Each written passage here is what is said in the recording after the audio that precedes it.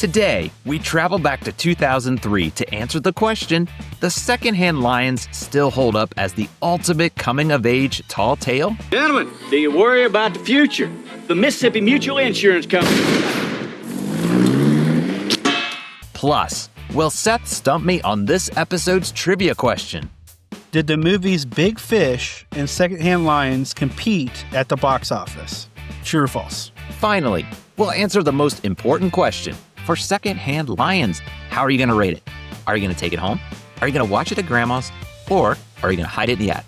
Grab your snacks and get ready to defend the front porch. It's time to watch another movie at Grandma's.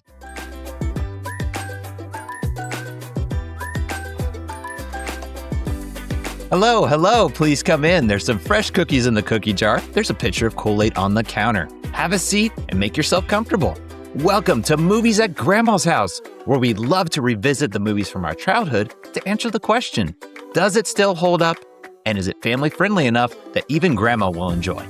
And I'm your host, Isaac. Sometimes the things that may or may not be true are the things that a man needs to believe in the most. And I'm Seth. Jumpy little fellow. Quiet, though. It is great to see you, Seth. As a reminder for the ones at home, what is Grandma putting on for us to watch today? 2003's Secondhand Lions. So, if you have not seen this movie, this is your fair warning. We're going to be discussing the film at length. So if you don't want it spoiled, consider it spoiler territory going forward. Well, while Grandma's messing around with that VCR trying to get the thing figured out, let's look at some movie facts on the back of the cover and some film facts. So Secondhand Lions was released September 19th, 2003. It had a budget of $30 million. The box office, $48.3 million.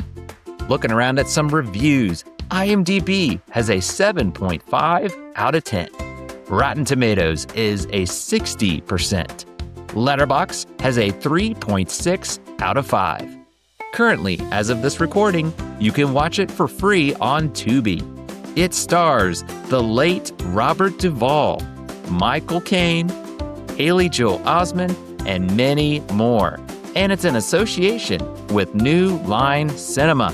And last but not least, we have to hear, how does Grandma feel about this film? Granny's family-friendly rating for Secondhand Lions is a B- for violence and adult themes. And we'd love to hear from you, so be sure you leave us a comment down below how you would rate it and any memories you have of this film when it came out all the way back in 2003. Well, let's start with you, Seth. I'm really curious to hear, what are your first memories with Secondhand Lions? So I've been racking my brain and I've been trying to remember the first time I watched it. I know it wasn't in theaters, so I think I rented this one. Maybe. And and it became more of a pattern, I'll say, without giving too much away. That's what I love to hear is rental movies. You say that to people and they're like, oh, you mean digitally? It's like, no, rental movies that you actually went to the store and you picked it out. And sometimes you just see a cover and you'd be like, I'll give this a try because you're renting the movie. So I love that. That's one of those rental movies. We don't have too many of them. Looking back on movies we've covered, maybe there'll be more to the list as we cover them, though. This one, I remember our family loved. It was one that kind of hit for everybody, Grandma included, Grandma and Grandpa, the whole family could enjoy. So that's the kind of memories I have. It's just, this is one of those family, let's all gather around and watch it. I don't know if we rented it. I feel like one of us owned it, but we visit one of our relatives that did, and in some shape or form, it was on at one point. But with that said, again, this came back all the way in 2003. So some years have passed. What were your expectations then coming back on the rewatch? So really just hoping it would hold up. It's been quite a few years, and I didn't really know what will the quality, will the story hold up? Will the acting hold up? And that's what I was wondering. Yep, I'm right with you because I remember enjoying it. Like I said, it had a lot of funny parts and it was pretty wholesome. It had some, things here and there, but for the most part, something that the whole family could enjoy. So that's what I was hoping coming back and watching with my kids. It's something that they could enjoy and we just have a good time with it. That was kind of my expectations. I wasn't expecting too much of this one. Just hoping to recapture that nostalgia from all those years ago. Well, before we get to the plot rewind, let's pause just a moment to hear from our sponsors. Hey, Love movies as much as we do? Then bring the experience of the theater to your walls with movieposters.com. Whether you're into the classics, the blockbusters, or indie gems, they have something for every single film fanatic. As a listener of our podcast, you can save up to 15% on your order right now. Just use code Grandma's House at checkout. Head to movieposters.com and let's build your ultimate collection today. All right, let's take the VHS out of the cover. Let's put it in the VCR and press play.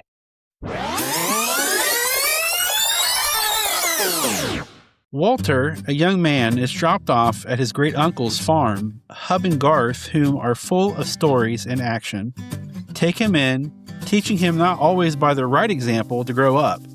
Walter loves these stories about his great-uncles and wants to know if they are based in reality. Grab a seat. Make sure it's comfy as Granny puts on what may be a tall tale. Very nice. Yes. This is such a unique movie because I feel like it's kind of a forgotten film. There was not a lot of talk about this one, but the ones that I've spoke to that have seen it hold high regard. They really enjoyed the atmosphere, the setting, the idea of this coming of age of sorts. It's following Haley Joel Osment's character. He's kind of the main character, but he's not the focus. It's kind of interesting. I love how stories can do that. Like, this is his story, but we're going to get to the characters, I'm sure, but his uncles obviously steal the show. You've got legendary actors portraying those characters. That's what kind of sticks out to me. It's just like, man, we've got kind of a great casting going on, and it just draws you right in. At least it did for me. But I got to get your thoughts. What's your first impressions as you're watching the movie? You kind of hit on the nail on the head. The storytelling for me was the thing that stood out the most. It's the way they drew the story along. And there's not many movies made like this. So it kind of catches your attention and kind of keeps it going throughout the whole thing. Yeah, that is a great way of putting it. It's a unique movie. The best way I can describe it, like if someone was saying, what is this movie about? Like, what's the style? It's a drama that doesn't take itself too seriously. It's not like a really dramatic. It's got serious tones, again, coming of age, about life lessons. But it's also like, let's just have fun. It's got some fun humor to it. It's wholesome. It's not like wacky slapstick necessarily. There's some funny jokes that even adults will enjoy, but there's also some funny things that the kids will enjoy. So that's what I think that's a great way to put it. Like you said, they don't make movies like this anymore, it feels like. There's just not really a big selection. If there is, you got to really look for it to see it. But going back to the plot, the story, you kind of touched on it. I really like the story. It is a part of that uniqueness about it. But what did you think of the story overall? So I really thought there was a lot of facets to the storytelling. There's many different offshoots of the plot that kind of help build the story. And I really like the way they did that. It's just, I'll say it right now, it's well told. It's fascinating. It's one of those movies you watch it and you go, I hope I watch this again soon. Not to spoil it, but that's really how you feel when you watch it. Yeah, I agree. I like the setting. It's like the 60s. I love when movies can kind of do like a flashback and they nail the tone. Again, I wasn't alive during the 60s, but it felt like you were really back in the 60s. They did a really good job with that. And then it's also doing more flashbacks because that's the premise of the story is he's left in the care of these uncles that he's kind of like, who are these guys? There's all these like stories around him. And that's the fun of it is you're trying to figure out, are they telling the truth? Are other people trying to warn him about, they're bank robbers or they got involved in some pretty sketchy things? That's what all the fun is, I think, about this story. What makes it so unique. It's not just, okay, you're going to be left in their care and that's it. You really see the bond on the characters grow all along with that story of he's trying to figure out who they are, but he also starts to grow, attached to them and he gets that closeness. So I mean, what is there to say? You said it's yourself it's just developed really well, the story overall. But we got to jump into it. I mean, the characters are the driving point for sure of the plot. What did you think of the characters? So you've got the main characters, which are great, just absolutely fabulous. then you've got the side characters, supporting cast, and I thought they'd casted well. You want to put the lion in that cast, I would say, because that's a main character, and it kind of adds to the plot as well. It's quite a riot. It's great. It's just like I said, legendary actors. Yes. As of this recording, Robert Duvall just recently passed, so it's kind of bittersweet coming back to this movie now. He's playing kind of that character that's older already, but now you hear about it and you see just how good of an actor. I always enjoyed Robert Duvall. He is so much fun in all of his roles. He kind of gets to shine a little bit more. A lot of the roles, I'm used to him seeing that supporting character, but he does a phenomenal job as a supporting character too. This one, he kind of is that main uncle of getting the spotlight at times, but also no disrespect to Michael Caine as well. He gets a lot of the spotlight too, and he just plays off of Robert Duvall so well. I mean, they have numerous quotes. I'm sure we'll get to the quotes here, but just focusing on their characters, I don't know. I'm thinking of like movies that have good dynamics, good chemistry. This is one that comes to mind of, obviously they're legendary actors, but Haley Joel Osment, you realize he had so much hype back in the day. You come back to it even years later, you're like, yeah, this is legit. Like, I'm going to say here, he was not overrated. I heard some people even say he was overrated. I'm like, I'm sorry. He was, a young child and he's acting like an adult. Did you feel that way about his acting and all the other actors, really? Yeah, and if I remember correctly, this movie took a while to shoot. So I know his voice changed a little bit during the filming, and they filmed it in order for that reason. Wow. So, he did a phenomenal job. With the passing of Robert Duvall, I mean, that's a big hit for me because I could think of numerous, roles that he's played that were just unbelievable. This included, Michael Caine, the great Michael Caine. I mean, Keira Sedgwick does a wonderful job as Walter's mother. Just a lot of different well casted members in this movie. Right. I was finding a few of those like minor characters, like, oh, I remember that actor too. Again, this is 2003 setting. Maybe they weren't as big at the time, so that's another surprise, like you mentioned there. That's how you say her name, Sedgwick, Keira. Yes, like I remember. Oh yeah, I've seen her in numerous roles too. So it's just well casted. It's well rounded. They match the characters so well. Again, I feel like they're going to get the spotlight. Robert Duvall and Michael Caine, of course. But what really sells it for me is they're genuine. They're just having fun with it, and they feel like uncles. Like if I was dropped off at the place, it feels like they could be my uncle in a way, and they're just so much fun. They're just like no nonsense, grumpy old guys.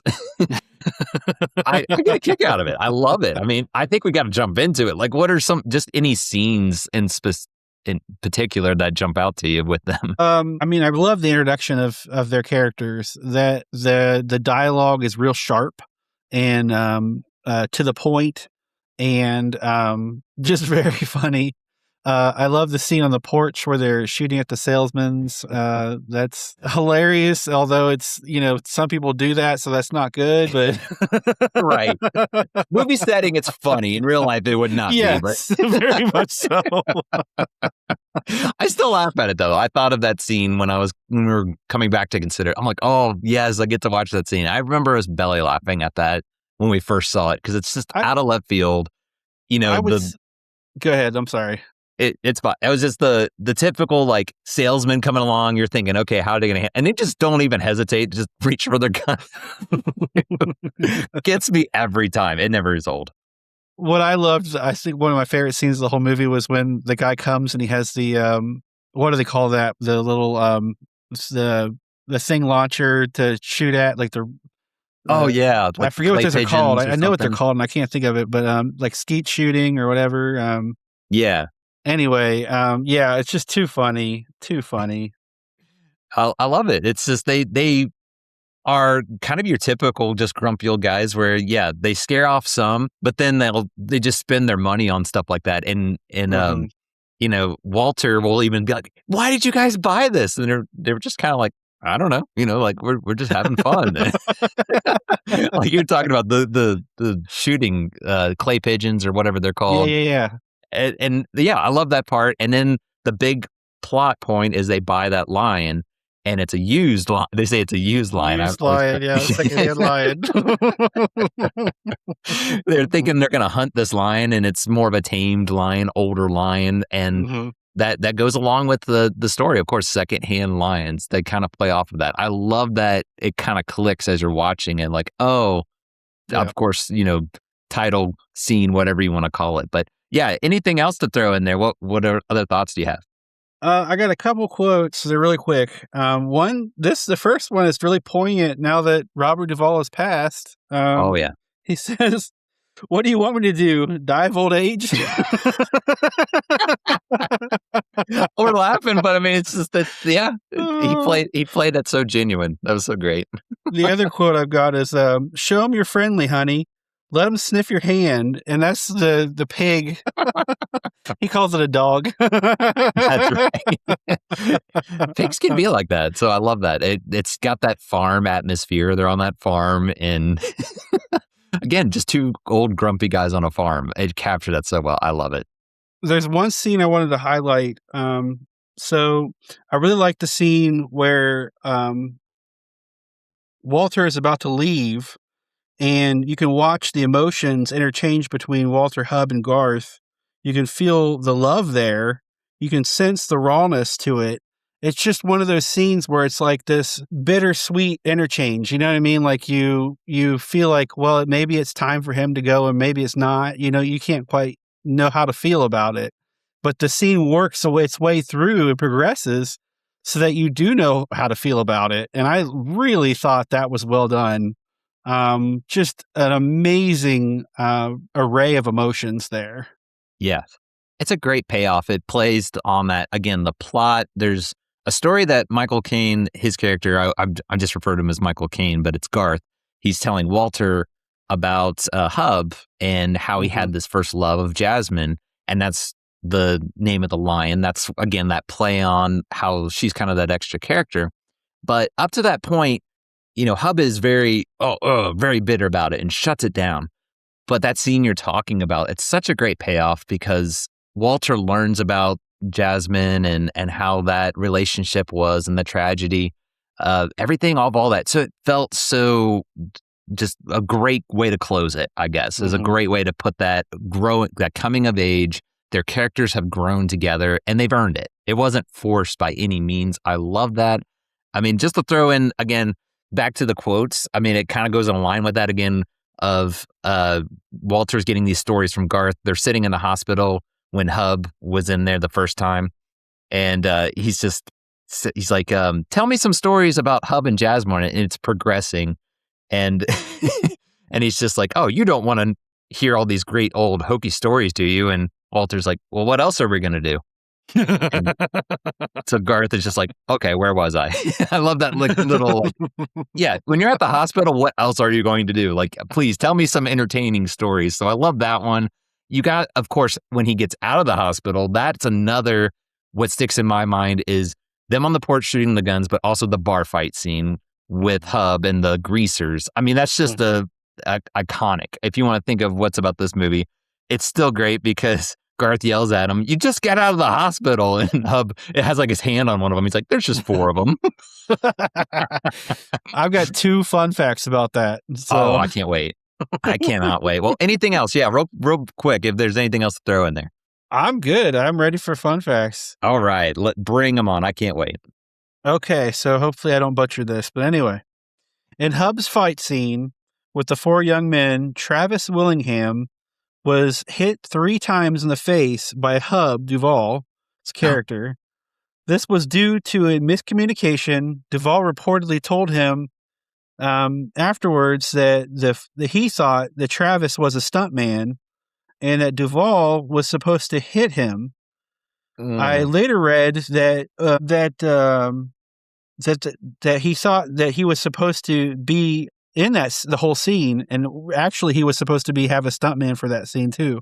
So they were supposed to, he thought the other guy was supposed to be a stuntman. He thought he was not supposed to have a stuntman. Well, he was supposed to have a stuntman. So Yeah, it was quite a an interesting miscommunication there. So the actor got hit in the face 3 times. Ouch. That sounds painful, but I'm sure looking back on it, I mean, now again, you had Robert Duvall. Like, I got punched in the face by Robert Duvall, so it's It kind of works too. I mean, it works with the movie. It does. I love he gets the meat later because they show up later at the house, and he actually just. It's like they worked it out. It was so like boys will be boys, even though it's this older guy that beat up this greaser. It's just great. What more can you say about it? So you're gonna love this one. So what may have been inspiration for that scene? Michael Caine said that early in his career, he once held Sean Connery's hat while he fought off 4 men and beat them single-handedly. That is a stuff of legend right there. Can you imagine just being a spectator to that? You're holding that hat and you just watch a guy. So this story of Sean Connery and Michael Caine literally may have caused that scene to be in the movie. That's so cool. Yes. That's so cool. They just did a reenactment, it sounds like, pretty much. Robert Duvall is Sean Connery. That's great. All right, so this is a really cool fun fact. I think you'll love it. At one point, the movie was going to be a vehicle for Paul Newman and Robert Redford, which would have been their 3rd film together. I would love that. Yeah. I love Paul Newman, Robert Redford. Again, those are legendary names. This was just a movie of let's get the most legendary actors with so much to their resume that can play in that kind of role of just, again, drama, but it's just fun. It's not taking itself too seriously. They would have been great too. I mean, it's hard to say anyone else can do it, but I could see that also working with them. I'm sorry. I'll take Michael Caine and Robert Duvall though. That they just nailed it. I have to agree with you. It's just perfect. It's just they were meant for those roles. I mean, maybe they even were like maybe they wrote those roles because that was like an early on in the production of the film. So maybe as they were casted, they kind of wrote those for them. It's a fun fact. May have mentioned them. You know what I mean? Still, I love the what ifs though. So that's a really good one. I really like that one. So it's time for a fun fact trivia question. Are you ready? I'm ready as I'm gonna be. Let's see if I can keep this. I'm, for the most part, doing good this season. I hope it continues. All right, so I hope this makes sense. I can read it twice if you need me to. Both coming out in the latter half of 2003, did the movies Big Fish and Secondhand Lions compete at the box office? True or false? Oh, man, that just hit me in the core memory because I remember that movie coming out too. And I want to say they're definitely not the same, but they're similar, just like of the kind of the drama. The storytelling. I think it's got to be true because Hollywood does that. I'm going to go with true. All right, let me make sure I'm okay. So it's actually false. Oh, okay.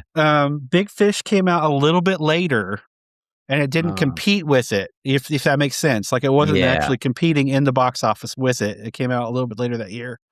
I apologize for setting you up for that one for failure. That's what trivia is. That's it right there. It got me because I'm like, it was definitely the same time. Like you mentioned, it came out later. But there's been so many movies Hollywood makes similar. They're not. I will sit right here and say they are not the same kind of movie. But the genre, again, I don't know how else to describe it. Kind of your drama, but it's got some humor, heart to it, whatever you want to call it. So it got me. It was a good trivia question. So you stumped me this time, but that's all right. Like I said, I've been doing pretty good this season. I got a lot I can build off of. I'm looking forward to the next one. So good job, good sir. You got me this time. All right. Well, before we get to our rating, we like to look around the net, just kind of see what kind of thoughts, what opinions are out there. So Seth, what kind of reviews are you seeing? The first review I found was Ron McReynolds says, some stories are worth listening to, 7 out of 10. That's true. I love that. Yeah.